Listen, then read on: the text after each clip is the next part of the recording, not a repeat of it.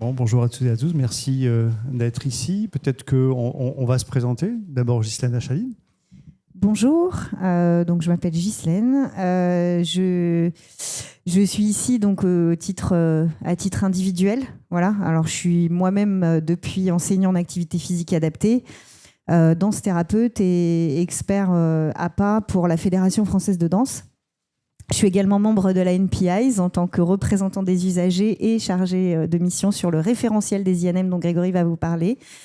Et j'ai été malade il y a 16 ans, voilà maintenant, à l'âge de 30 ans. Et donc voilà, je suis ici pour vous parler de mon expérience par rapport aux INM.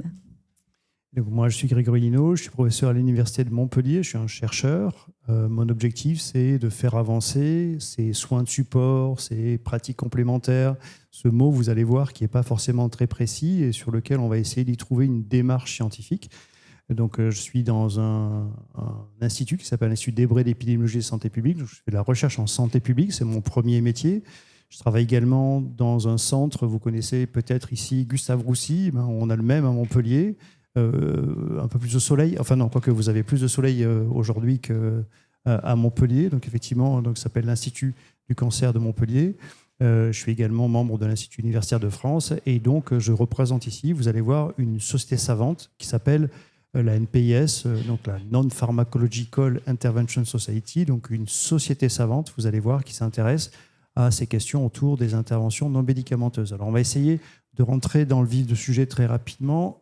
Il n'y a pas, donc je fais la télécommande moi-même.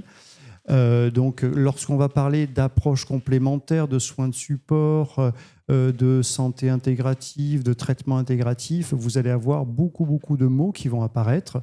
Et effectivement, on est ici dans une sorte de nébuleuse sur lequel parfois on va parler de pratiques chinoises, par exemple des pratiques de médecine chinoise, on va aussi parler de médecine ayurvédique, on va parler de techniques, on va parler de méthodes, bref, il y a beaucoup de choses qui se disent, mais finalement la qualification n'est pas aussi importante que ça. Et lorsqu'on interroge des patients, donc là en 2021, il y avait une étude qui a montré que 80% des patients qu'on interroge qui sont traités pour un cancer vont prendre une pratique, une approche complémentaire. Donc ce n'est pas exotique, ce n'est pas secondaire, ce n'est pas accessoire. C'est véritablement beaucoup de solutions qui sont effectivement soi-disant pris, consommés, utilisés par les patients. En tout cas, c'est du déclaratif. On n'en sait pas beaucoup. Si je peux compléter, Grégory, il y a eu une enquête aussi de la Ligue contre le cancer il y a 2 ans, je crois, qui disait qu'il y avait même des patients qui avaient bénéficié de soins de support, mais qui ne savaient pas. Donc, qui disaient qu'ils n'avaient pas bénéficié de soins de support. C'est dire à quel point les termes sont méconnus et qu'on peut facilement s'y perdre. Voilà. Et donc aujourd'hui, on est en train de rentrer dans une ère particulière, qu'on voit arriver dans un contexte sociopolitique. Donc c'est ici un papier, donc un éditorial du Lancet, une des plus grandes revues scientifiques, médicales, disant qu'on est rentré dans une ère de la désinformation en santé. C'est-à-dire que vous avez sur les réseaux sociaux, vous avez sur beaucoup de journaux, finalement, des informations dont on va vous dire qu'il y a une efficacité, alors que potentiellement, il n'y a pas d'efficacité. Il y a beaucoup d'informations pas forcément exactes, donc on va appeler des fake med, mais on peut avoir également des désinformations simplement parce que les gens ne savent pas et parce qu'il n'y a pas nécessairement de recherche sur le sujet. Et finalement, les gens vous disent que cette pratique, elle est très efficace pour votre santé, mais sans forcément avoir de preuves. Ils ne sont pas mal intentionnés de base, mais simplement, effectivement, il n'y a pas d'informations. Et lorsqu'on regarde, et Ghislaine va sûrement l'évoquer, on a plein de cas ici de figures, d'exemples, que des professionnels de santé, des professeurs d'université, des médecins, des praticiens peut-être que vous connaissez qui sont hors du code de santé publique. On pense à des naturopathes, on pense à des sophrologues, on pense à des thérapeutes manuels, on pense à des médecins de médecine chinoise, etc. Effectivement, ce sont des professionnels qui ne sont pas qualifiés au sens du code de santé publique, mais pourtant, effectivement, ils vont donner des informations, des recommandations sur les réseaux ou ailleurs, sur des livres, et également des patients se mettent à écrire aussi des livres en disant oui, effectivement, moi j'ai été guéri, moi j'ai été soigné par telle ou telle pratique. Vous avez également des organismes, des associations de patients qui se créent partout en périphérie des hôpitaux et qui sont là effectivement pour dire mais regardez, on va tester cette solution pour la fatigue, pour la nausée, pour les vomissements, pour d'autres types, pour l'anxiété, etc., etc. Donc il y a plein d'associations qui proposent des choses. Il y a des centres également qui se créent, périmédicaux ou médicaux. Vous avez également des influenceurs, vous les avez sur les réseaux sociaux, c'est absolument incroyable. Ils font des millions de vues en disant « Regardez, on peut guérir du cancer avec telle ou telle pratique. Regardez le jeûne, ça marche très très bien. » et ainsi de suite. Enfin, je prends un exemple, je ne voudrais pas donner d'exemple très précis, mais où des régimes, des alimentations, des produits, des aliments sont anticancérigènes et vous devez absolument aller vers cette situation-là. Les magazines, on pourrait continuer avec des supports numériques. Vous pouvez télécharger des applications qui vont vous donner des conseils en disant « Regardez, ça marche, il faut essayer telle et telle chose. » Vous avez des sites internet sur lesquels vous pouvez acheter des produits aujourd'hui de la médecine chinoise, de la médecine ayurvédique et ainsi de suite. Donc on voit vraiment beaucoup d'actions.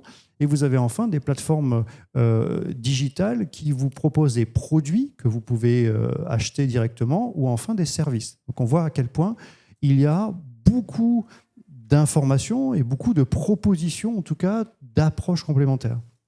Ce que je peux dire, moi, en tout cas, et de ce que j'ai vu aussi beaucoup avec d'autres patients, c'est que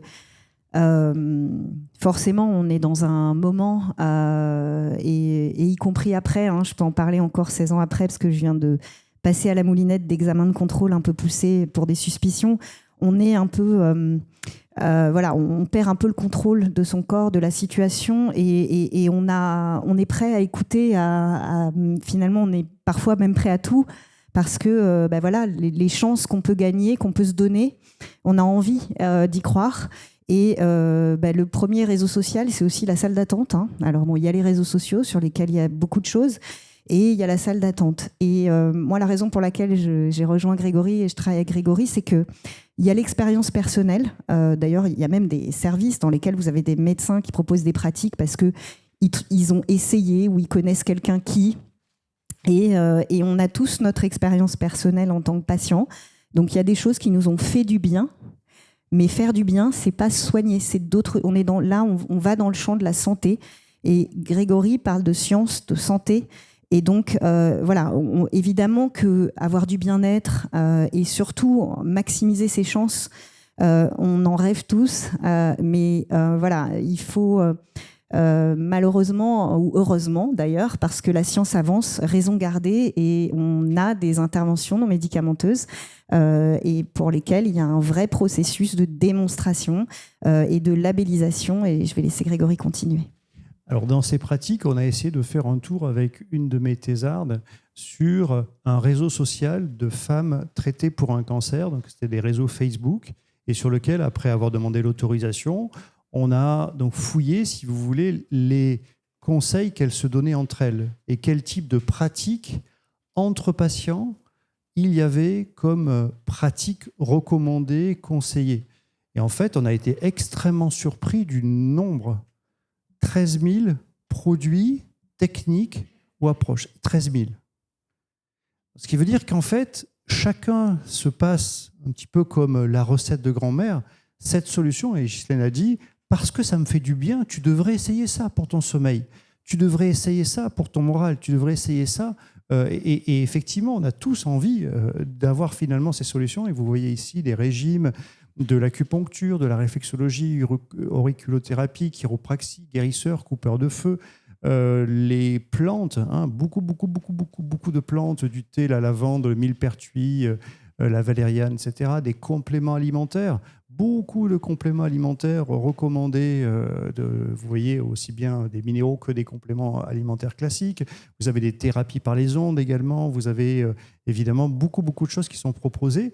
Et finalement, l'ensemble de ces pratiques conduisent clairement à une difficulté pour les patients qui vont dans les centres anti-cancer d'en parler.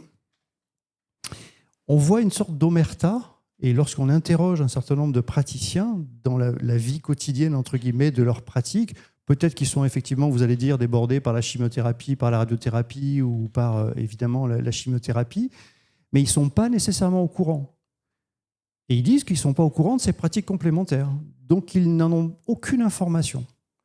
Et on s'aperçoit que des patients prennent, par exemple, des plantes qui peuvent avoir des interactions avec les traitements du cancer et sur lesquels, en fait, il y a quelqu'un qui me l'a conseillé, que ce soit un pharmacien, un naturopathe, peu importe, un phytothérapeute, un aromathérapeute. Je prends cette plante parce que ça me fait du bien et typiquement, elle peut potentiellement faire du bien. Mais là, elle est en interaction directe avec la chimiothérapie qui rend toxique la chimiothérapie, qui la rend moins efficace dans certains cas de figure. Donc, tout l'enjeu, c'est surtout qu'il n'y a pas de traçabilité. Il n'y a pas d'information du pharmacien hospitalier, parfois, qu'effectivement, il y a ces solutions qui sont prises. Je ne suis pas en train de dire qu'il ne faut pas en prendre. La seule solution, c'est que c'est, en tout cas, la réalité d'aujourd'hui, c'est que c'est deux mondes parallèles qui fonctionnent. Le monde des conseillers autour de ces pratiques complémentaires ne rencontre pas les professionnels de santé hospitaliers ou les professionnels de la médecine de ville. Donc, en gros, il y a deux mondes parallèles et sur lesquels le patient, finalement, il n'a pas trop envie d'en parler, mais peut-être qu'aussi, il n'a pas envie d'en parler parce qu'il pense qu'il sera moins bien soigné. Nous, on avait des femmes qui disaient « Ah ben non, je ne vais pas parler de ce truc-là. Non, le guérisseur, le coupeur de feu, radiothérapie, moi, je ne vais pas en parler.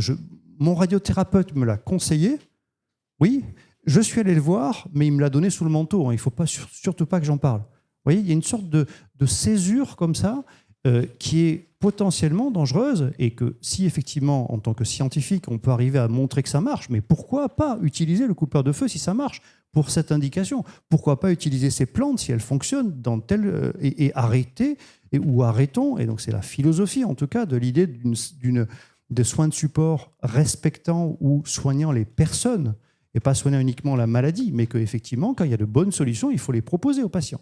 Et là, pour l'instant, il y a une sorte, vous voyez, d'omerta. Et ce qui est assez étonnant, et on voit arriver, et c'est un sujet majeur, c'est un nombre d'industriels ne venant pas dans la santé, ouvrant au monde de la santé et ayant effectivement un panel, comme l'a dit Ghislaine, de personnes qui sont vulnérables, qui sont fragilisées par un diagnostic et qui effectivement vont avoir là des méthodes de marketing exceptionnelles pour vendre un complément alimentaire, une plante, mais vous voyez, des cures thermales, des solutions pour alimentaires, des solutions un petit peu cosmétiques et ainsi de suite. Et finalement, il y a une industrie très très importante qui est en train de se mettre en place aujourd'hui et qui pousse les praticiens à proposer des solutions qui... voilà. Et encore une fois, en tant que scientifique, on n'est pas là pour dire c'est bien ou c'est mal. Si ça marche, il faut les recommander. Si ça ne marche pas, ou si ce n'est pas encore prouvé, il faut encore faire de la recherche pour arriver à le montrer. Vous voyez, c'est tout le développement dans une industrie qui se développe de façon très conséquente dans le monde entier, et particulièrement en France. Il y a aussi un marché très important, et notamment en France, parce qu'il y a une manne financière sur le sujet, c'est les formations. Il y a énormément de formations. Alors, je vois beaucoup de gens qui se reconvertissent. C'est vrai qu'on est en quête de sens. On a aussi finalement un rapport au travail qui change avec tout ça. Et donc, on se dit, tiens, et donc il y a des centaines et centaines de formations qui sont notamment dans le champ du développement personnel, un petit peu, du coaching, un peu de sophro, un peu de méditation, un peu de cohérence cardiaque. On emballe tout ça et puis on fait des programmes et c'est des formations que vous voyez inscrites, que vous pouvez faire financer. Donc on vous donne en plus les budgets pour les financer. Et donc il faut s'imaginer que en tant que patient, vous pouvez vous retrouver face à une personne qui fait ses formations, mais qui n'a pas de formation ni sur la façon de prendre en charge une personne. Et encore une fois, c'est toujours avec une bonne intention qu'on fait ça. Il n'y a pas de jugement sur le sujet, mais cette personne n'a pas forcément la bonne distance avec vous. Elle ne sait pas conserver vos données. Elle n'a pas d'éthique médicale sur laquelle elle a été formée. Et elle n'a pas de clinique, en fait, de pratique, de choses vraiment tangibles, scientifiques sur lesquelles elle a été formée. Donc cette personne, elle vous consacre du temps. Et c'est ce qui manque aujourd'hui, malheureusement, pour les soignants qui rêveraient de passer plus de temps avec chacun d'entre nous. Et donc, on se sent écouté, on a une oreille. La personne, elle passe 1h30 avec nous. C'est formidable. Sauf que, est-ce que c'est vraiment efficace, Grégory ? C'est tout l'enjeu. Et comme, effectivement, Ghislaine, aujourd'hui, quand on parle de réglementation, je vous la fais très courte, et également il y a une enquête européenne sur la réglementation autour de ces pratiques. La sophrologie n'a aucune réglementation. Aucune. Ni sur la formation initiale des professionnels, comme le Ghislaine, ni dans l'exercice. Leur métier, c'est d'être dans le développement personnel. Le développement personnel, c'est le management, le coaching et autres. Mais effectivement, c'est bien du management, c'est bien dans des ressources, on va dire, de ressources humaines. Mais qui aujourd'hui, ils travaillent et ils viennent dans le champ de la santé, on n'a rien contre, ce n'est pas le sujet. Mais le sujet, c'est que l'application directe du développement personnel à la maladie pose des problèmes parce que toutes les questions éthiques dont a parlé Ghislaine, il n'y a aucun encadrement juridique. Aucun. Donc, effectivement, c'est très, très problématique. Et c'est la raison pour laquelle on va essayer de résumer 2-3 messages importants qu'on veut essayer de vous dire. On nous a demandé d'être concret, donc on va être concret. Donc, on ne dit pas qu'on a la solution, mais en tout cas, on va essayer de faire passer au moins le premier message, qui est un message qui est passé dans tout ce qui est en train d'arriver. Et il n'y a pas que uniquement Anne X qui a été arnaquée par Brad Pitt. D'accord ? Vous voyez cette dame qui a été arnaquée de 800 000 € par Brad Pitt, qu'elle recevait par mail, et elle voulait l'aider parce que quand même, il était un peu en difficulté. Il y a de plus en plus d'harponnage, entre guillemets, de gens un peu naïfs. Et encore une fois, quand on est malade, c'est encore plus difficile et on est encore soumis à toutes ces arnaques sur lesquelles faites absolument attention, cultivez votre esprit critique. Ça veut dire que lorsque vous avez une information par un praticien, je sais bien que potentiellement il est convaincu, il est très motivé, mais ça mérite quand même de faire une attention et que vous ayez attention, ou que vous fassiez attention au discours qui est tenu, parce qu'il peut y avoir effectivement des risques directs, et finalement il vaut mieux avoir un petit peu de recul par rapport à ce qu'il vient dire lorsque vous voyez qu'il y a un stage particulier qui est proposé, comme l'a dit Ghislaine, quand vous voyez qu'il y a un abonnement, quand vous voyez qu'on va faire un jeûne ou un retrait quelque part, ça mérite d'alerter votre attention, et s'il demande beaucoup d'argent, ça demande encore plus de faire très attention évidemment à cela. D'autre part, il est important, je l'ai évoqué tout à l'heure, mais d'en parler à un professionnel de santé. Pas forcément directement votre oncologue ou votre chirurgien, mais au moins en parler systématiquement à un professionnel. Vous avez, et encore une fois, on n'est pas là pour juger, on est là pour dire il faut et il est important d'en parler simplement pour qu'il y ait une trace, que ces professionnels de santé soient en capacité de tracer ça. Un autre élément, c'est de croiser les informations. Quand vous recevez peut-être des mails ou quand vous recevez des SMS, ainsi de suite, ça devient aujourd'hui vraiment monnaie courante, que ce soit des arnaques, de faire attention lorsque vous recevez un mail, de bien vérifier et éventuellement d'appeler la structure pour être sûr que c'est bien la structure qui vous a envoyé ce mail et de ne pas répondre directement et très spontanément. C'est toujours comme ça que les hackers ou les gens qui font ces trolls-là sont effectivement dans des discours d'arnaque. Un autre point, c'est partager à vos proches avec discernement. Je pense que vous connaissez peut-être un magnifique livre avec quelqu'un qui s'appelle David Servan-Schreiber, qui a fait beaucoup, en tout cas, pour les approches complémentaires. Et effectivement, il a lancé toute cette réflexion autour de ça. C'était très, très bien. Mais au départ, on va dire qu'au tout début du traitement de sa tumeur cérébrale, il était tellement convaincu qu'il allait guérir par les régimes et par son alimentation que finalement, il a convaincu, et il était très perspicace, il était très éloquent. Et donc, tout le monde a cru, en gros, il a écrit son livre anti-cancer. Oui, ça aide à aller mieux, et effectivement, il a vécu 17 ans au lieu de vivre 11 ans.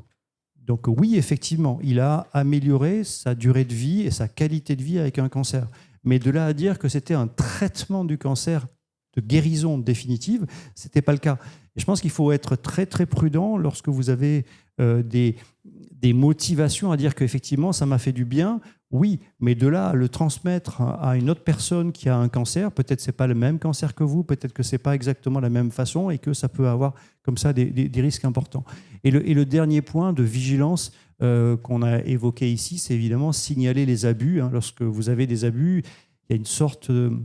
La dame, cette Anne là, qui s'est fait avoir par le Brad Pitt, en fait, elle avait tellement honte qu'elle ne voulait pas le dire et qu'elle s'enfonce quasiment et à un moment donné, il faut pouvoir effectivement le signaler.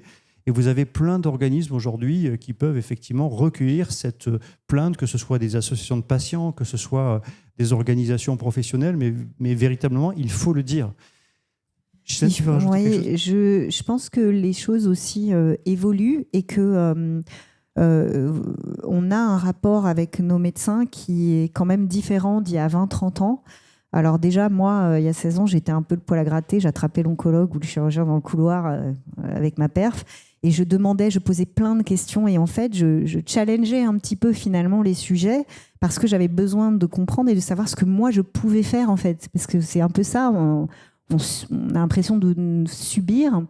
Et puis, alors moi, je parle pour moi, c'était un cancer du sein. Donc, la maladie en elle-même était asymptomatique, pour ainsi dire. Mais alors, les traitements... c'est pas la même. Donc voilà, donc on a vraiment l'impression d'être un peu dépossédé de son corps et de son parcours de soins. Mais le rapport avec le médecin évolue aujourd'hui. On peut vraiment s'ouvrir et discuter avec son médecin, avec son équipe. En plus, on est en cancérologie, les gens travaillent en équipe, ils travaillent jamais seuls. Donc ils sont quand même à même de discuter ce que vous leur proposez. Donc, Dieu merci, les choses changent, mais n'hésitez pas aussi. Voilà, pensez que vous avez le droit à la parole, le droit de dire les choses, le droit de demander, et vous avez votre mot à dire si quelque chose est insupportable, ne vous convient pas, si vous pensez qu'une douleur ou un symptôme est sous-traité. Voilà, c'est pas toujours facile parce qu'on a cette vision de ces soignants qui, en fait, on est obligé de s'en remettre à eux parce que sans ça, malheureusement, on est perdu.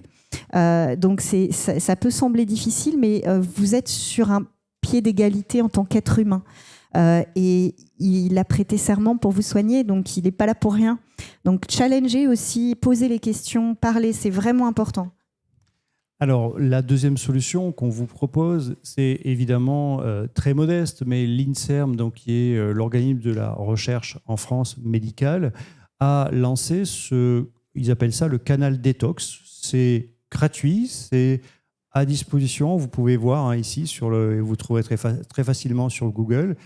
L'idée, c'est d'essayer de communiquer en langage simple et concret sur des arnaques ou des fausses idées qu'on peut avoir sur des éléments de santé. Donc en gros, c'est revérifié, recontrôlé par des chercheurs et sur une question particulière.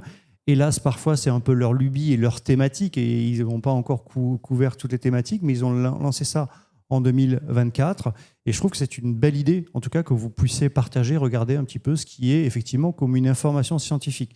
Et parfois, la science ne sait pas. Et il faut qu'elle le dise quand elle ne sait pas. Vous vous rappelez Covid, quand on ne sait pas, parfois, il vaut mieux se taire plutôt que de faire comme... Non, je vais me taire.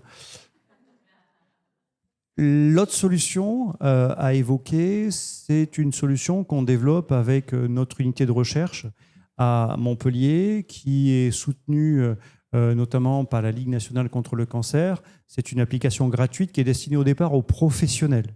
Mais elle peut être utilisée, si on le souhaite, par d'autres personnes. L'idée, c'est de pointer les risques d'interaction entre des plantes, des compléments alimentaires et des traitements du cancer.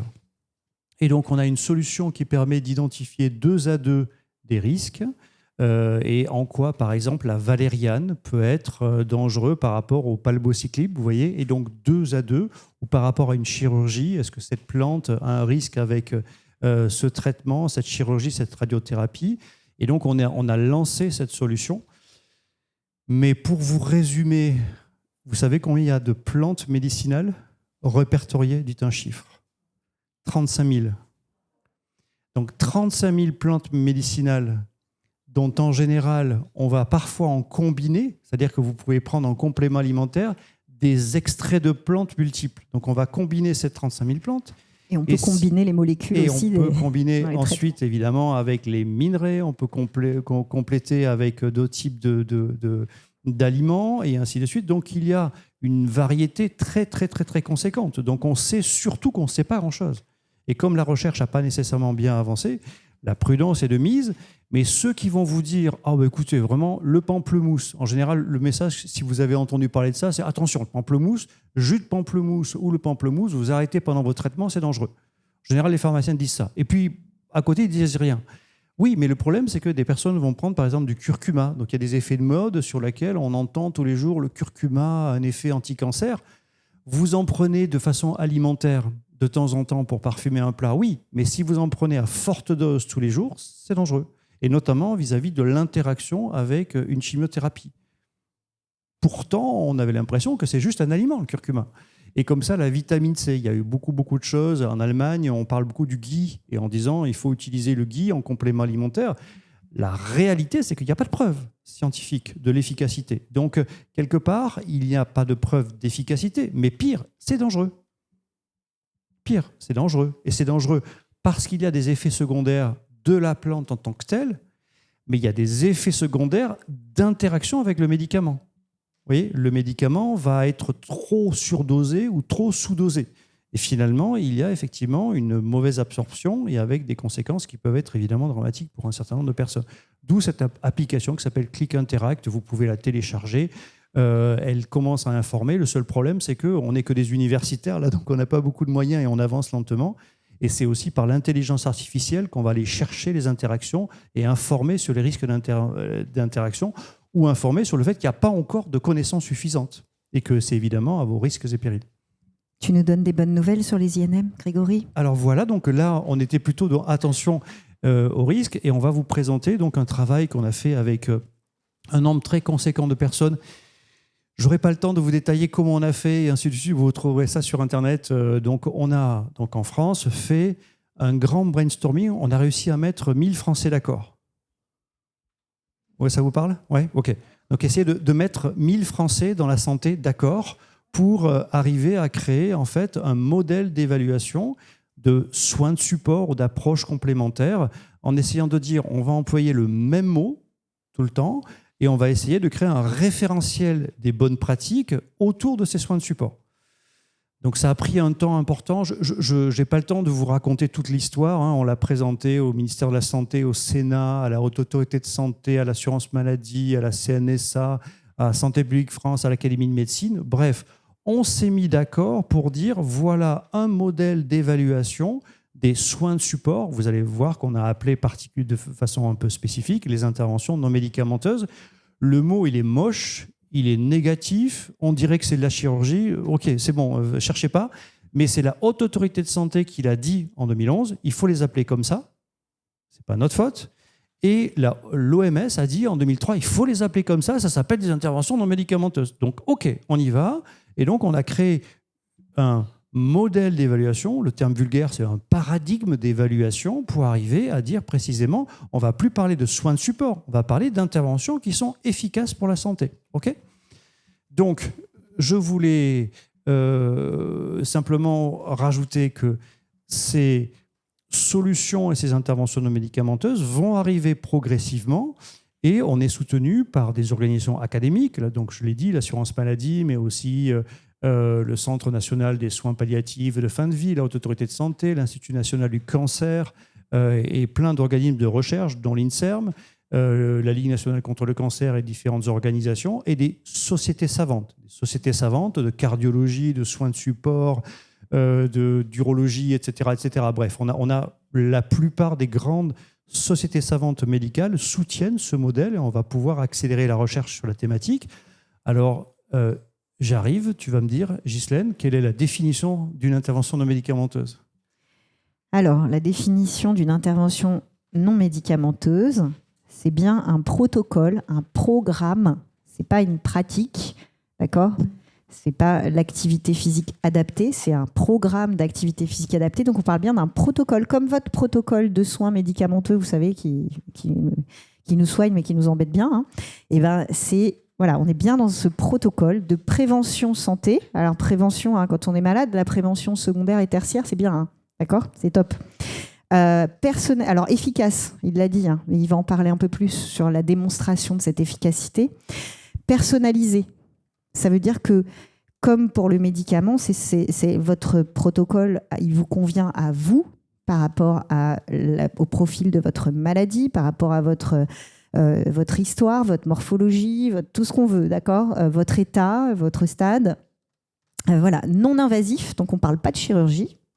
D'accord, on ne parle pas de tout ça. On est vraiment dans quelque chose de non invasif.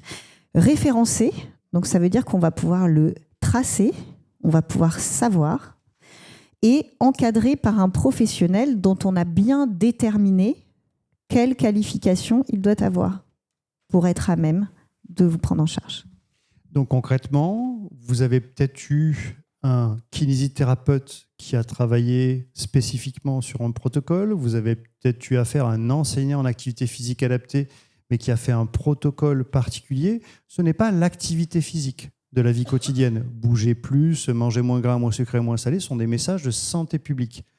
En revanche, quel est le protocole ? Effectivement, on va pouvoir comme ça créer un catalogue des interventions non médicamenteuses validées. Et donc, on a lancé donc en octobre dernier, ce référentiel accessible grand public et accessible également pour les professionnels de santé pour dire aux kinés exactement comme ça s'est passé il y a 60 ans pour le médicament, voilà les protocoles de soins qui sont efficaces. Et s'ils sont efficaces, que ce soit à Paris, à Montpellier, à Brest, à Strasbourg ou à Grenoble, finalement, il y a des protocoles qui vont être qualifiés, qui vont être utiles dans les traitements, évidemment, ou des cours des traitements du cancer.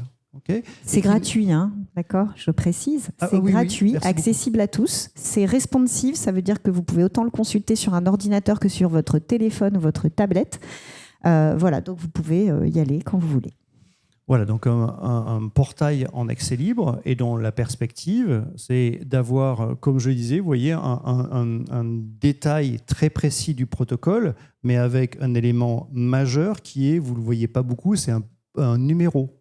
Ça veut dire qu'on va pouvoir ici suivre dans les parcours de santé. Vous vous rappelez tout à l'heure quand je disais, pour l'instant, on ne sait pas les soins de support, on n'arrive pas à savoir exactement comment ils sont dans les dossiers médicaux.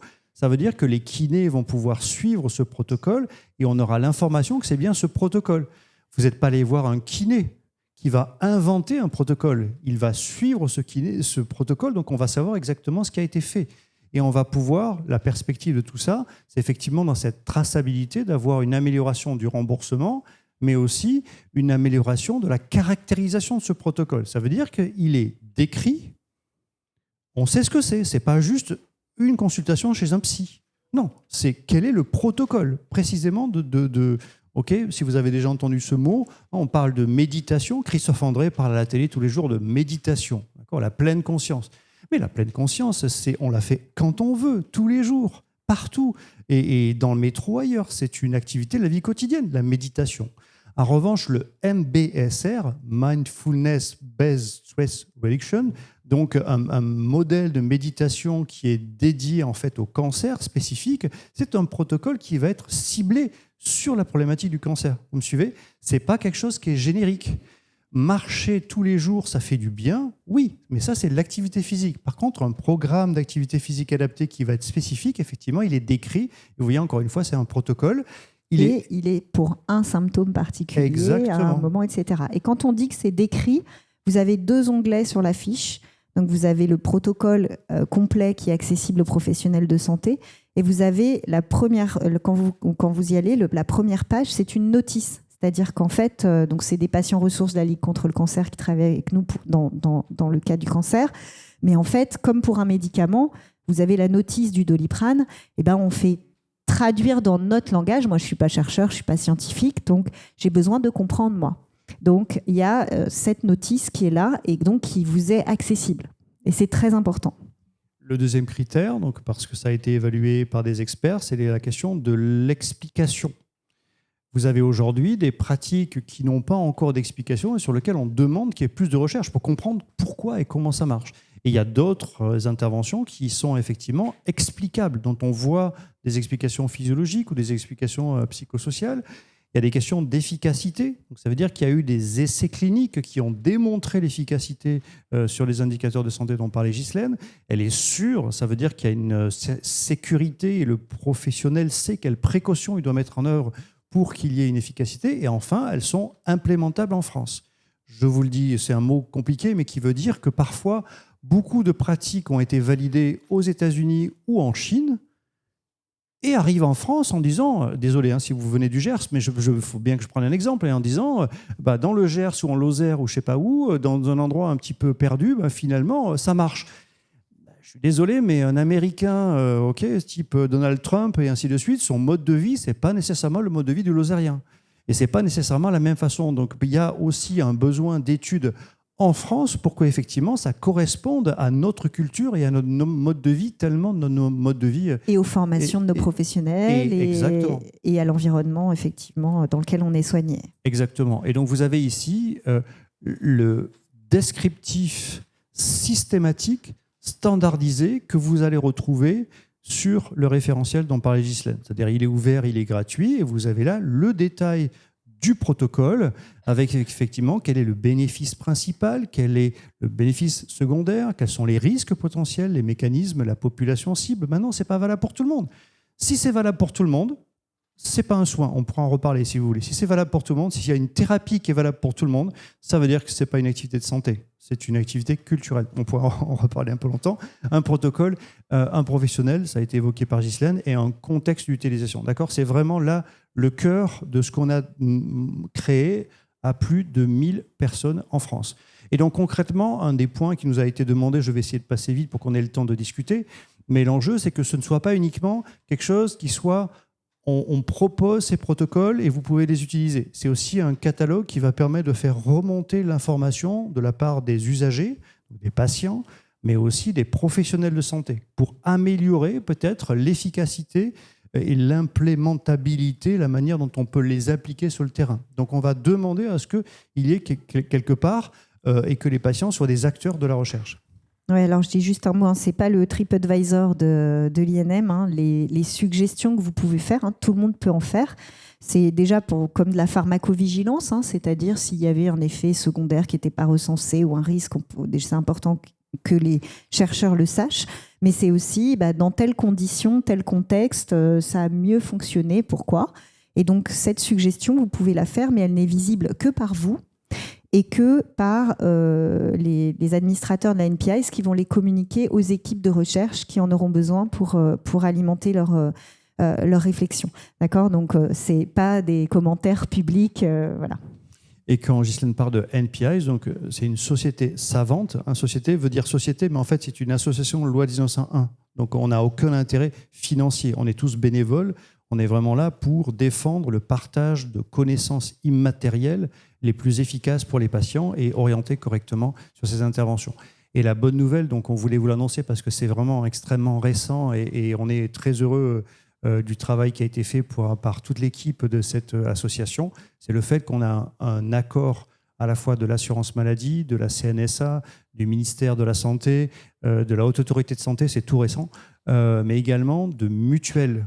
En gros, oui, l'assurance maladie va commencer à rembourser. Vous avez vu que dans mon espace psy, ça commence, c'est que le début et on pourrait, peut-être qu'on va en discuter, c'est pas encore très propre ce qui se passe. Mais on est au début de l'aventure des interventions non médicamenteuses et de la reconnaissance par l'assurance maladie. C'est super la chirurgie, les hospitalisations et autres, on n'a rien contre, mais il faut aussi qu'il y ait des humains qui soignent des humains. Et donc là, l'assurance maladie est en train d'avancer de façon significative et donc des mutuelles sont en train aussi de venir pour dire que demain, il y aura l'assurance maladie et ou des mutuelles. C'est en discussion et là, vous voyez, on n'est plus... Nous, on n'est que société savante. C'est à eux de prendre leur responsabilité, de dire qu'est-ce qu'ils remboursent pour les patients. Mais ils auront au moins un catalogue de pratiques fondées sur la science. Et il y a des collectivités, il y a des fondations, il y a des associations. Et on pense qu'il y aura demain d'autres types d'organisations financières qui vont pouvoir aider à ces remboursements pour les patients. Je vais juste donner une indication, parce qu'on a lancé ce référentiel, c'est tout récent, en octobre. On travaille vraiment d'arrache-pied. On a plein de fiches qui vont arriver. Aujourd'hui, il y a 11 fiches sur le référentiel, dont plus de la moitié qui concernent le cancer. On travaille activement avec la Ligue contre le cancer, avec l'AFSOS, etc. Mais voilà, les fiches vont arriver. Donc, parlez-en autour de vous. Et voilà, mais c'est juste pour donner la perspective. Exactement. Et donc, vous pouvez télécharger, si vous le souhaitez, notre livre blanc, notre guide, hein, donc il est en accès libre. L'idée, c'est on est en train de vraiment créer un sillon exactement comme ça s'est passé dans les années 60 pour le médicament. L'idée qu'on peut arriver à protéger les humains qui soignent, amener des recherches plus qualitatives et qu'elles servent plus les patients et qu'on ait comme ça un cercle vertueux qui se mette en place. Donc pour dire un message important, c'est oui, effectivement, aujourd'hui, les pratiques complémentaires sont en train de se développer. C'est une nébuleuse et c'est vraiment pas facile. Mais rappelez-vous, personne ici, on est tous très jeunes, mais avant les années 60, dans le médicament, c'était au feeling. C'est-à-dire que le médecin prescrivait au feeling et le pharmacien fabriquait lui-même dans son officine les médicaments. C'était un peu au feeling. Et là, on est actuellement effectivement dans une époque sur laquelle ces pratiques sont encore complémentaires un peu au feeling et que demain, on aura quelque chose qui sera beaucoup plus validé, beaucoup plus consolidé. Et le message essentiel, c'est effectivement ce qu'on essaye de faire dans notre société savante, c'est de réunir des associations de patients, des professionnels à travers des rencontres pluriprofessionnelles. Parce que le problème, c'est que ça ne concerne pas que les diètes ou que les kinés ou que l'APA ou que les psychologues ou autres, c'est vraiment l'ensemble des acteurs. Donc réunir des acteurs, là encore les Français, c'est pas facile. On bosse souvent en philo, non pas en philo, mais en silo. et effectivement les réunir en disant mais non, mais si vous parlez pas vous kiné à des diètes qui s'intéressent également à d'autres types de pratiques, finalement on n'a pas quelque chose qui est concerté. Et on fait un congrès international tous les ans. Là, il sera pendant 2 ans en octobre à Paris, ça s'appelle le NPI Summit. À la magnifique cité internationale universitaire de Paris. Et pour finir, le message le plus peut-être important qu'on veut essayer de faire passer, et on n'a pas trouvé le bon schéma, et si vous voulez bien nous aider à trouver le bon schéma, je vais essayer de résumer, et si vous n'avez pas compris, je comprendrai, parce que même moi, je n'arrive pas à comprendre ce que j'essaie de vous dire. Il y a un côté sur lequel la santé et la science doit passer, et effectivement la médecine est fondée sur des pratiques scientifiques sur lesquelles on doit pouvoir offrir le meilleur aux patients, que ce soit des médicaments, des chirurgies ou des interventions non médicamenteuses. Et là, on est dans un cadre réglementaire de santé. Et il doit rester à côté autant de pratiques d'activités quotidiennes qu'on souhaite et qui sont de l'ordre de l'intime et sur lequel on n'a pas à aller en tant que professionnel de santé. Et faites ce que vous voulez, que vous alliez à l'église, à la mosquée, c'est de votre vie intime. Et ça doit rester de votre liberté. Et en quoi et comment, en ce moment, on voit dans les médias des soignants qui veulent aller jusqu'à là en disant « Mais non, votre pratique spirituelle, c'est ça, ou vous devez manger de telle et telle façon, et je vous impose, etc. » Et sur lequel, finalement, il n'y a plus cette liberté qui est de votre propre intimité, de votre propre responsabilité personnelle, de liberté, de faire absolument ce que vous voulez. Le théâtre est thérapeutique, vous devez absolument faire du théâtre, vous allez voir, ça va, ou la musicothérapie, et ainsi de suite. Au bout d'un moment, on a l'impression que, clairement, c'est pratique, et donc je vais dire le mot, il est un peu délicat, il va faire un petit peu mal, mais on entend médecine intégrative, hein, vous avez entendu médecine intégrative, mais le problème, c'est qu'au bout d'un moment, moi, dans mon centre anti-cancer, j'ai vu une patiente qui disait « Ah non, ce professionnel-là, qui n'était pas un professionnel de santé, disait « Ah ben non, mon cancer, il est dû au sucre. Et comme mon cancer, il est dû au sucre, eh bien, je ne dois plus manger de gâteau. » Et donc, la patiente, dans le groupe de parole, était en pleurs de ne pas pouvoir manger un gâteau. Parce qu'on lui avait rentré dans la tête que le cancer s'alimente de sucre et donc il ne faut plus qu'elle mange de sucre. Mais c'est une vision complètement, excusez-moi du terme, intégriste, d'accord, avec l'idée qu'on n'est plus dans la santé, mais on est dans quelque chose de la liberté personnelle. Et si vous voulez aller à Lourdes et si vous pensez que ça vous fait du bien et si vous voulez aller faire des massages autant que vous voulez, ainsi de suite, et que ça vous fait du bien, mais bon sang, allez-y. Mais on est bien dans une activité psychosociale, sociale, culturelle, et libre à vous de faire ce que vous voulez. Mais où doit s'arrêter la santé ? Ben nous, on pense qu'il y a effectivement des limites et que les interventions non médicamenteuses se situent dans le cadre effectivement des pratiques supervisées de santé et qu'on n'est pas dans la liberté de la vie quotidienne. Voilà, mais c'est un grand débat. Mais on pense que c'est aujourd'hui très important. Je crois qu'il faut qu'on arrête. Je vais juste ajouter un dernier point, parce que c'est important. On entend beaucoup parler de bien-être. Et moi, même quand j'interviens pour toi, Grégory, j'ai cette réflexion de oui, mais l'OMS, quand il parle de la santé, il parle de la santé globale, que j'aime pas ce mot. Bien-être, voilà, donc bien-être physique, voilà. État complet. Voilà. Donc le bien-être, ce n'est pas du soin, d'accord ? Donc une pratique peut vous... moi, j'adore caresser des animaux, j'adore me faire masser les mains. Enfin, tout ça, ça fait du bien. Je suis musicienne, donc j'adore la musique. Mais néanmoins, on n'est pas dans quelque chose qui m'est donné pour prévenir ou soigner une maladie ou un symptôme. D'accord ? Donc, c'est deux champs différents. Et il faut des choses pour le bien-être. Donc, dans les centres où vous êtes soigné ou dans des associations, etc., vous avez plein de choses qui contribuent à votre bien-être. Et Dieu sait qu'on en a besoin. Mais voilà, c'est juste distinguer les deux. C'est pas contre, d'accord ? C'est comme le médicament et le non médicamenteux. On n'est pas en train de parler d'alternatifs ou de voilà. Donc on ne juge pas ce qui vous fait du bien. En revanche, c'est vraiment deux choses différentes, le champ de la santé et le champ du bien-être. Il nous reste un quart d'heure. On va essayer de faire des questions-réponses, si vous voulez bien. Il y a un autre micro, madame. Bonjour, merci pour cet exposé fort intéressant. Moi, je suis en situation de maladie chronique d'un cancer du sein métastatique qui est en rémission, mais néanmoins en situation de maladie chronique. J'ai passé un DU patient partenaire l'année dernière que j'ai obtenu et en fait, j'ai l'intention de me professionnaliser là-dedans dans quelques mois. Et je suis en accord complet avec ce que vous avez dit sur l'éthique, sur le fait que ce qui est propre à chacun est propre à chacun. On le voit bien de toute manière dans les effets secondaires. Les gens ne réagissent pas de la même manière. Donc, pour quelle raison, avec quelque chose de soi-disant bénéfique, ils réagiraient de façon différente ? C'est tout à fait logique. Et donc, la question de l'éthique, c'est hyper important. Et justement, notamment dans les formations de patients partenaires, elle n'est pas assez abordée à mon sens. Je n'en ai pas entendu parler. Je me suis fait moi-même ma propre éthique et parce que c'est comme ça, parce que je suis comme ça. Mais par contre, c'est vrai que je n'en ai pas entendu parler. Ma question est la suivante. Sur la plateforme collaborative CEPS, ou CEPS, je ne sais plus exactement, il y a 2 millions d'études qui sont des études de cohorte, des études transversales, des études, des études cas témoins qui sont...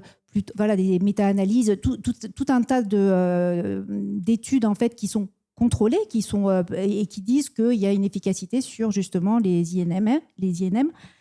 Mais du coup, on fait quoi de ça ? Parce qu'elles sont plus de 2 millions, ces études. On en fait quoi ? Alors, c'était l'enjeu de la Société savante NPIS de commencer à regarder toute cette littérature pour les trier de la bonne façon. Et quand vous dites 2 millions d'études, en fait, il y en a sur lesquelles elles observent des choses, mais sans calibrer correctement l'intervention. Donc, en gros, vous allez avoir des études qui disent « Oh, l'activité physique, c'est bien pour le cancer ». Et les patients vont mieux. Mais en fait, ils n'ont pas calibré l'activité physique. Donc, en fait, vous ne savez pas si c'est de la marche, si c'est 1 fois par semaine, 2 fois par semaine, 15 fois par semaine, et quel impact ça peut avoir. Donc, il y a plein de mauvaises études en fait, qu'on doit jeter parce qu'elles n'ont pas suivi un standard de l'intervention médicamenteuse. Et votre question, je suis désolé, votre parenthèse, elle est tellement essentielle sur l'éthique que je suis obligé de faire la parenthèse. Vraiment, merci beaucoup de l'avoir évoqué. C'est tout l'enjeu de l'éthique en santé. Quand on est éthique en santé, je ne touche pas, j'abuse pas, je demande le consentement. Je suis dans l'idée véritablement de protéger les données de la personne. Quand on est... Exactement, et de ma compétence. Et un patient aidant, un patient expert va devenir un vecteur très important pour dire bien au patient, là, c'est du champ de la culture, et là, c'est du champ de la santé. Et là, je dois exiger en tant que patient un certain nombre d'éléments importants. Et donc, vous avez, voilà, je ferme l'aspect éthique, mais il est majeur. Au regard où il y a des dérives d'emprise, de manipulation. Venez faire un stage, venez acheter le bouquin, venez acheter, etc. Et sur lequel, vraiment, il y a des patients qui se font avoir. Mais encore une fois, en toute bonne volonté, puisqu'il y a écrit, il y a la plaque en bas, hein, il y a écrit la plaque, et je ne dirais pas quel nom, on en a trouvé 230 métiers. 230 métiers hors code de santé publique, guérisseurs et ainsi de suite. Et vous en voyez de plus en plus. Donc, je vais faire une parenthèse. Donc, sur le tri, désolé, des 2 millions d'études, notre modèle d'évaluation va en faire en sorte d'encourager les chercheurs à focaliser les études là où il y en a vraiment besoin. Et dans mon centre anti-cancer, on a fait des études sur lesquelles on avait démontré dans les années 2010 quel était le programme d'activité physique adaptée qui permettait de réduire la fatigue au décours des traitements. Donc il y avait une dose, on l'a démontré. Mais on a dû le prouver à Curie, on a dû le prouver à Rennes, mais arrêtez, quand c'est prouvé, dites-le simplement aux patients pour que ce protocole soit utilisé. Et en fait, parfois, effectivement, l'argent de la recherche ne va pas au bon endroit. Et là, on va pouvoir, si vous voulez, calibrer sur la chaîne logique dont vous parlez, c'est-à-dire d'une étude prototypique. On décrit le protocole, on regarde sur le plan mécanistique s'il y a des mécanismes physiologiques ou des mécanismes psychosociaux qui vont agir. Donc ça, c'est des études mécanistiques. Après, 2 études cliniques qui vont montrer qu'il y a une efficacité. On le déploie en France et ensuite on le partage et on dit ça marche. Et donc effectivement, notre référentiel va être là avec un board et avec 2 représentants patients. Donc vous êtes la bienvenue, madame. Et on fait appel effectivement à des... en fait, voilà, la Société savante internationale est basée à Paris, place d'Italie. Donc nos bureaux sont effectivement place d'Italie et Paris. Parce que je suis Montpellier. Montpellier n'est pas... C'est la plus vieille fac de médecine d'Europe, c'est vrai. C'est vrai, de l'histoire. Parfois, Paris n'a pas raison, surtout. Mais il n'empêche qu'on a une société savante internationale. Donc, on est en train de développer, vous verrez sur le portail, de ce référentiel en anglais, parce qu'on veut que ce soit également inscrit à l'OMS et à l'Europe. Et on a été très surpris de voir à quel point l'OMS était très centrée sur le médicament. Et si vous voulez regarder, vous tapez OMS 2023, quelles sont les médecines essentielles? OK, ils en ont trouvé 500. Un chiffre, il y a 500 médicaments. Dans le monde, l'OMS recommande comme médecine essentielle 500 médicaments. Combien d'interventions non médicamenteuses? 0. Donc il est clair qu'il y a eu là une politique du siècle dernier de la médecine d'aller vers des produits, d'aller vers des choses très ciblées, mais les soins humains ont été un petit peu délaissés. Et ce qui est marrant, c'est que c'est en train de revenir. Sauf un petit cinglé, comme je ne suis pas filmé, c'est pas grave, mais un petit cinglé, vous voyez, qui s'appelle Elon M, okay, qui lui veut que ce soit des robots conversationnels, qui soient des soignants demain, par des IA, et sur lequel, voilà, moi j'espère qu'à la fin de sa vie, ce brave homme, c'est un robot qui va lui donner et dire au revoir. Je croise les doigts pour que ce soit uniquement, et pas ses 14 enfants, mais uniquement son robot qui lui dise au revoir. Je ne suis pas sûr que ce soit vraiment la bonne formule. Désolé. D'autres questions, j'en prie. Ou des remarques ou des... Je vous demanderais bien si certaines d'entre vous ont partagé avec leur équipe médicale ou comment est-ce qu'elles appréhendent le sujet, comment est-ce que elles situent un peu les choses qu'elles peuvent faire à côté. Ah oui, merci. Merci. Alors moi, je vais témoigner. Je fais partie du bon côté. Moi, je suis naturopathe. Je suis naturopathe, mais j'étais malade. Et quand vous parlez au début de votre intervention, vous avez dit c'est 2 mondes parallèles qui ne se parlent pas. Mais j'ai l'impression qu'il n'y a pas de volonté qu'elles se parlent. Alors, en tout cas, de la part des médecins envers les naturopathes, il y a clairement... moi, je suis suivie toujours à Curie, puisque je fais partie d'une étude scientifique, donc je suis toujours à Curie. Ça va faire 8 ans que j'ai été diagnostiquée.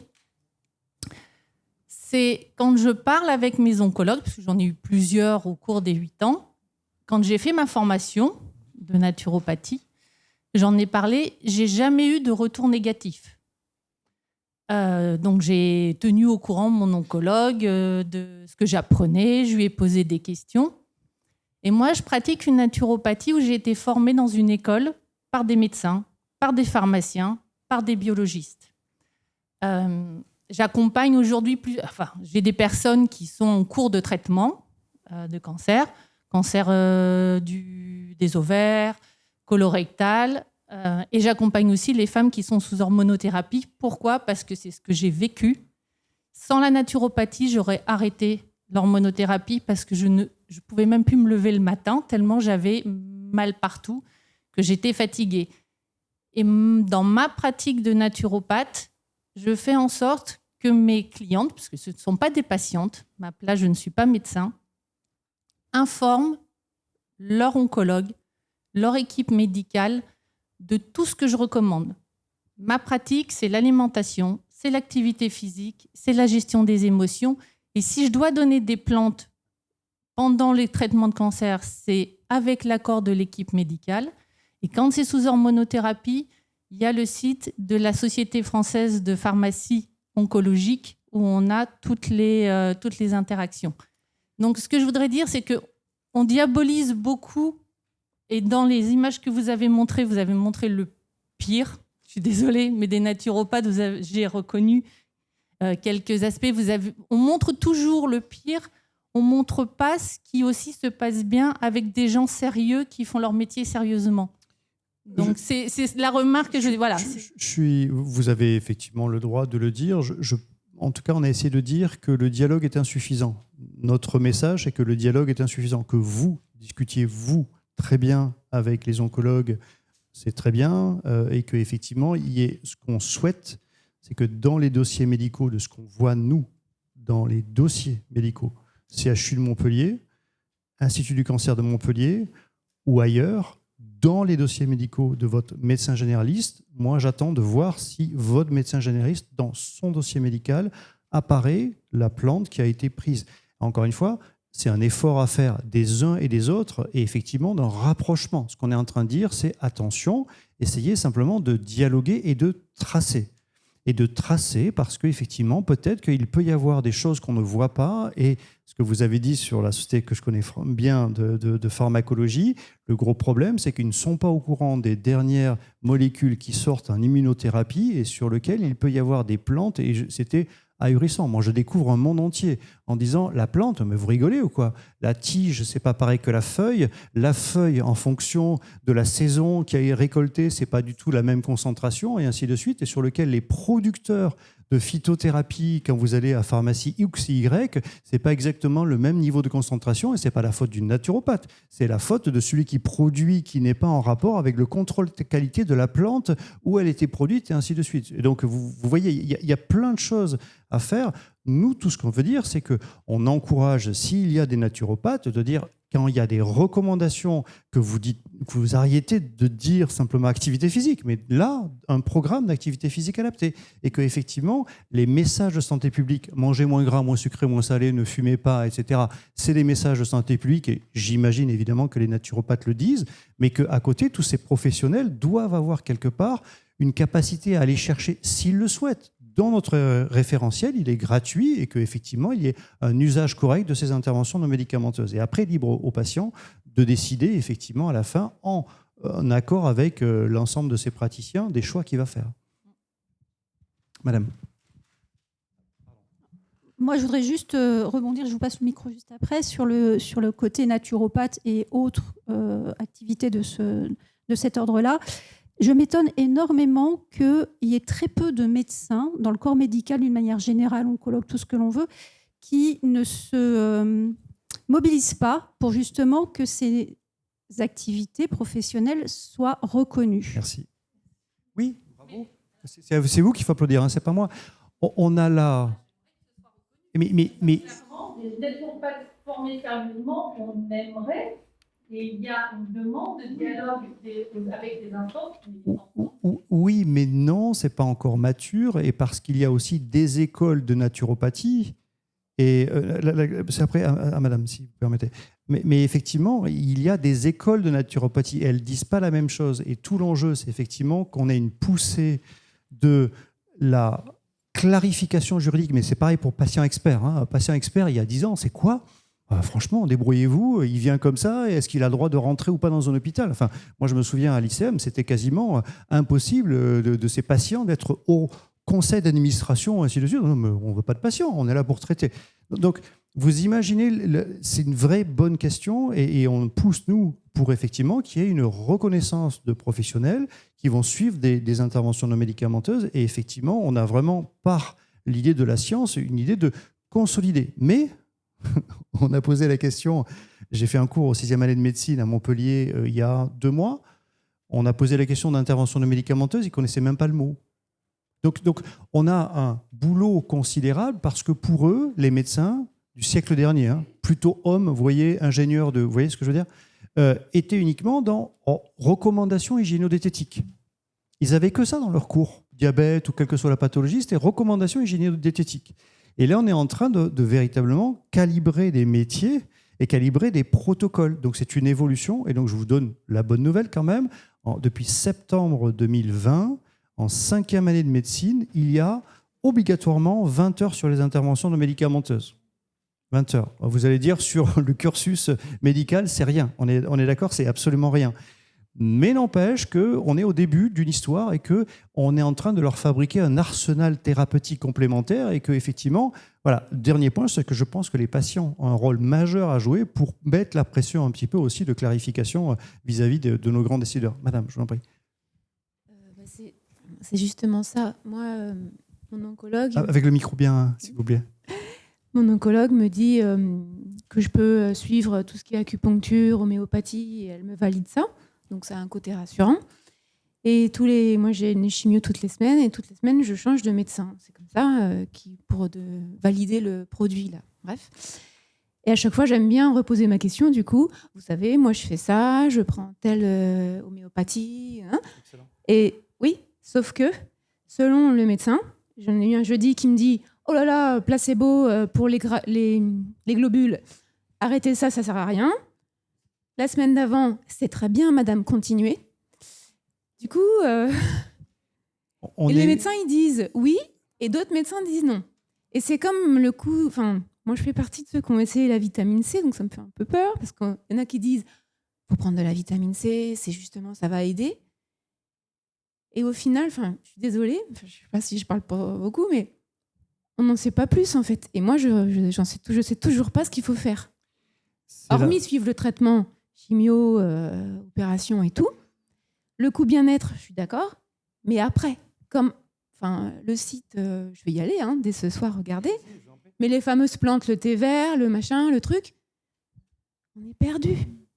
Et comme on est un peu déboussolé, excusez-moi, j'ai envie de pleurer, qu'est-ce qu'on fait, quoi ?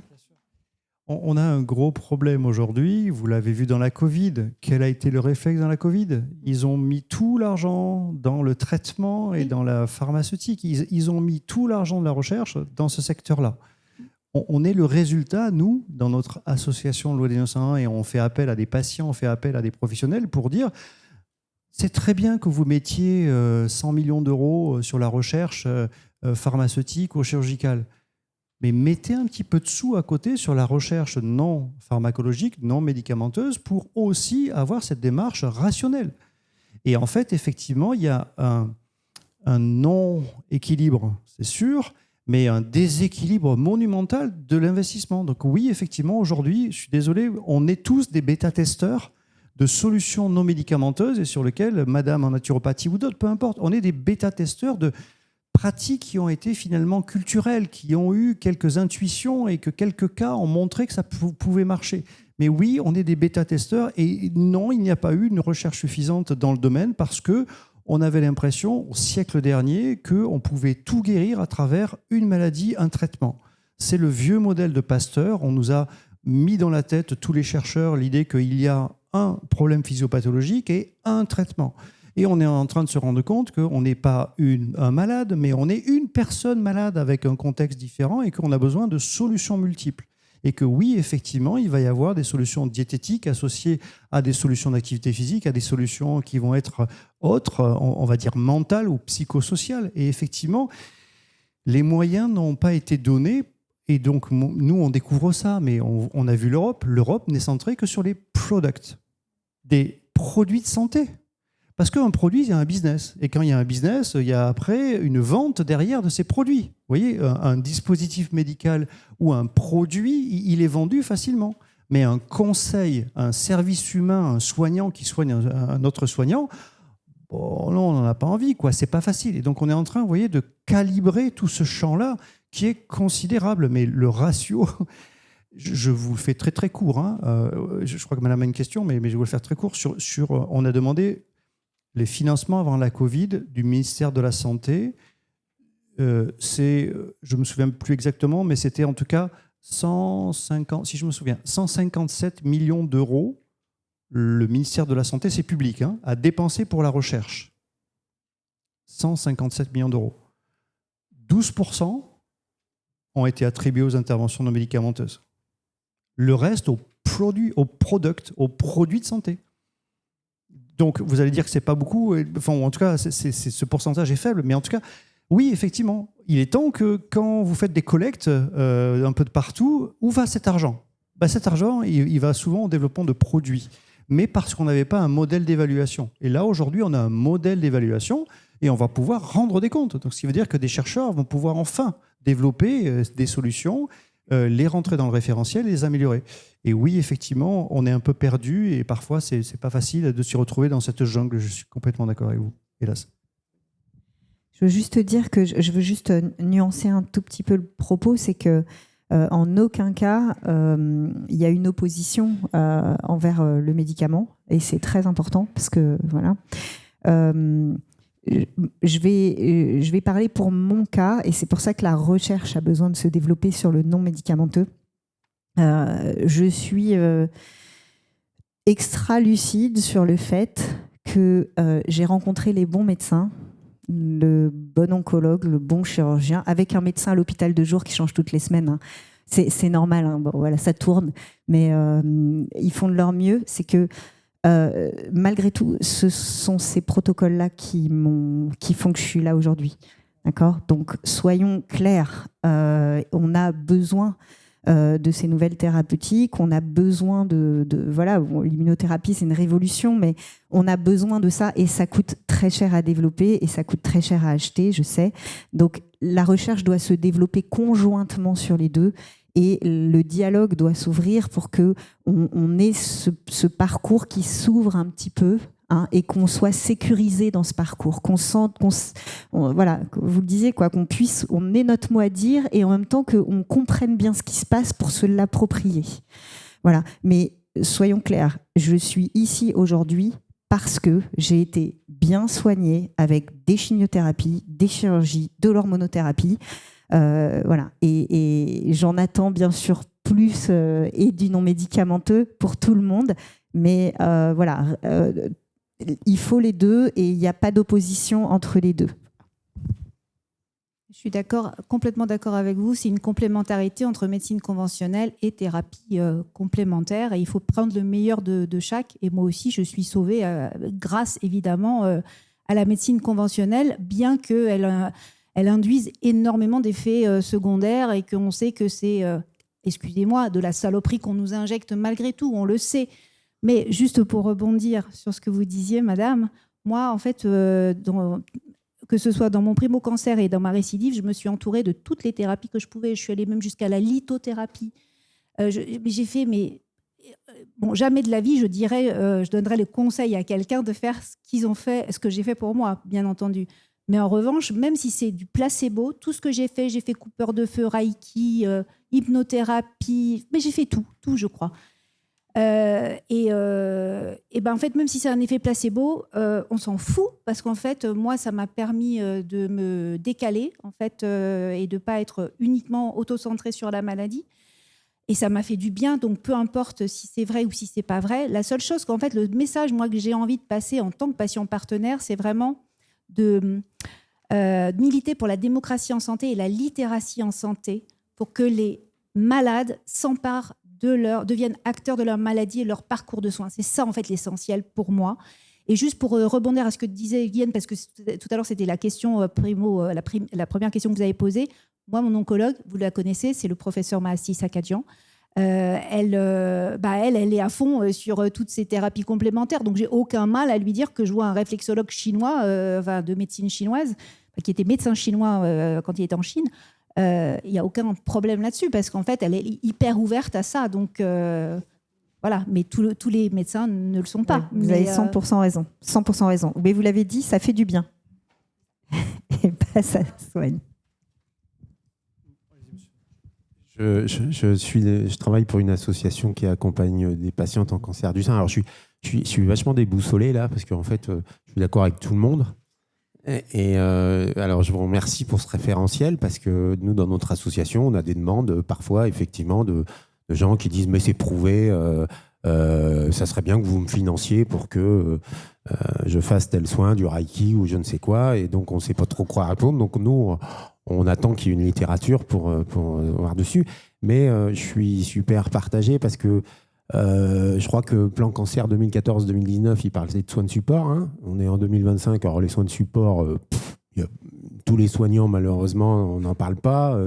Puis il n'y a pas que les soins de support. On s'aperçoit encore qu'il y a des femmes qui passent, qui ont une mastectomie et qui ne sont pas passées par le kiné avant, alors qu'il faudrait qu'elles passent par le kiné. Donc il y a des réflexes qui ne sont pas... Voilà. Et puis, moi, je suis très branché activité physique adaptée et non pas programme d'activité physique adaptée. Alors, j'entends qu'il faut des programmes, mais ça dure que 3 mois. Qu'est-ce qu'on fait après ?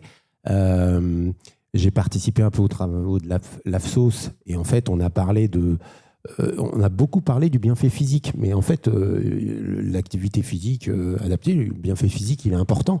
Mais le bienfait psychologique de la pratique collective de l'activité physique, il est presque plus important.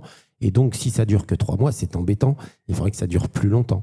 Et la dernière réflexion, c'est qu'est-ce qu'on fait des pratiques qui existent depuis 15 ans ? Est-ce qu'on jette tout, le bébé et l'eau du bain avec ? C'est super compliqué. Mais en tout cas, bravo. Merci. Je vais d'abord répondre parce que vous avez attaqué mon maître qui s'appelle Henri Pujol, qui a été l'acteur du plan cancer avec Jacques Chirac, et en disant qu'il faut faire des soins humains en même temps que des traitements. Et franchement, dans le centre anti-cancer, le mien, mais 1000 m² réservés aux soins de support, avec des recrutements de diètes, de patients partenaires, de kinés, d'enseignants en activité physique adaptée, on ne peut pas dire qu'on n'a pas progressé. Je suis d'accord avec vous pour dire que c'est insuffisant et que tous les patients ne sont pas suffisamment encadrés. Mais ce que je vois à Curie, à l'IGER, avec Florence Côté, etc., on voit qu'il y a des progrès et que vous, association, avez un rôle majeur à jouer pour accompagner, entre guillemets, en proximité. Donc, au contraire, je trouve qu'il y a un engouement très fort, que les moyens manquent, mais si vous voulez, où il manquait un modèle scientifique validé pour pouvoir accélérer la diffusion. Donc apparemment, il faut qu'on arrête quasiment tout de suite, mais pour répondre à votre question importante, c'est qu'on pense que l'activité physique, c'est pas fait pour la vie. L'activité physique adaptée n'est pas fait, et le programme d'APA n'est pas fait pour être à vie.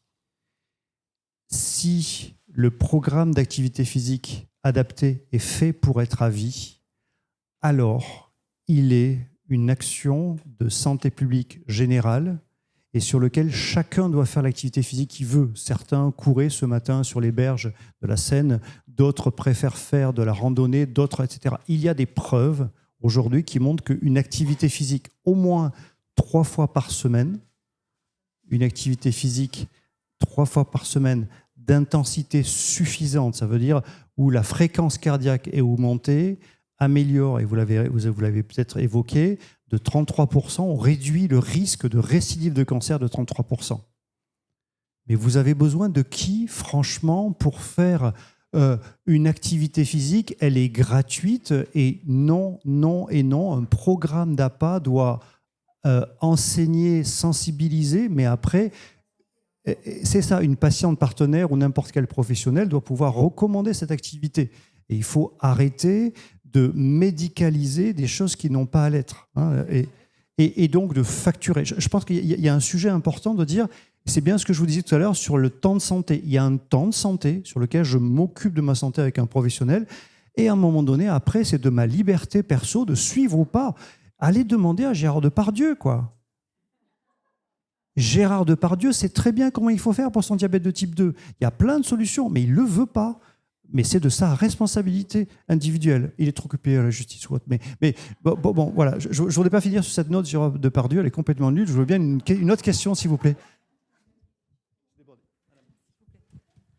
Bonjour, moi je suis sophrologue. Donc je fais partie des pestiférés, entre guillemets.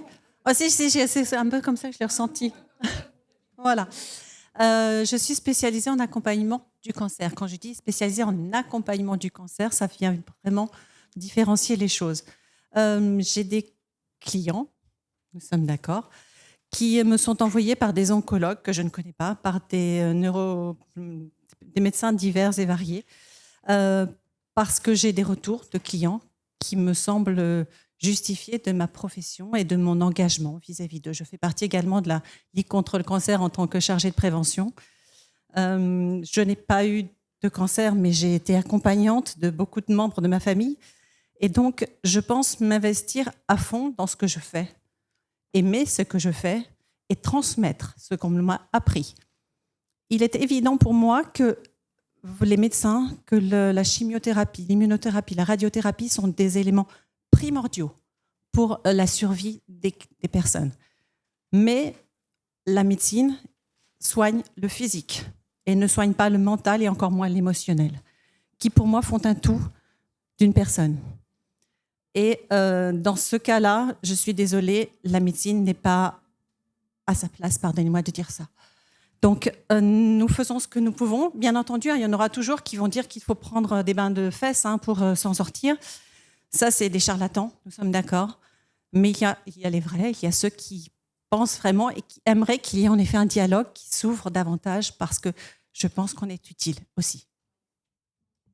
Encore une fois, je ne parle que de faits. Y a-t-il une étude dans le monde en sophrologie dans le cancer? La réponse est non. Il n'y a aucune étude. Ce que nous voulons, nous, on est scientifiques, on dit, il faut, et on encourage la naturopathie ou d'autres pratiques, peu importe, à ce qu'il y ait de la recherche pour prouver qu'il y a une efficacité. On n'est pas en train de juger. Je pense que on dit qu'aujourd'hui, je voudrais que peut-être qu'on termine, je crois qu'il faut qu'on termine là-dessus, mais en tout cas, on pense qu'il faut une recherche rigoureuse et on a établi un cadre d'évaluation et sur lequel Natalia Caicedo, en particulier, qui était présente et qui est une des principales organisatrices de la sophrologie, s'engage dans une démarche santé. Et effectivement, historiquement, la sophrologie vient du développement personnel. Et donc, tout d'un coup, il y a des protocoles de sophrologie à développer pour qu'il y ait effectivement une démonstration de cet apport psychosocial dont vous parlez. Et je pense effectivement que, voilà, on pourrait aller très loin, c'est un débat. Je suis désolé, il faut vraiment qu'on arrête. Non, vraiment, madame, s'il vous plaît. La recherche. Qui finance la recherche? Qui va faire des recherches? Moi, je n'ai pas de souci qu'on fasse des recherches sur tout point de vue. Qui finance les recherches? Actuellement, pour pouvoir les je faire? viens de vous le dire, il y a 17 millions du ministère de la Santé. Et donc, l'enjeu, c'est effectivement que tous ces acteurs des soins complémentaires fassent des recherches. Merci beaucoup de votre attention.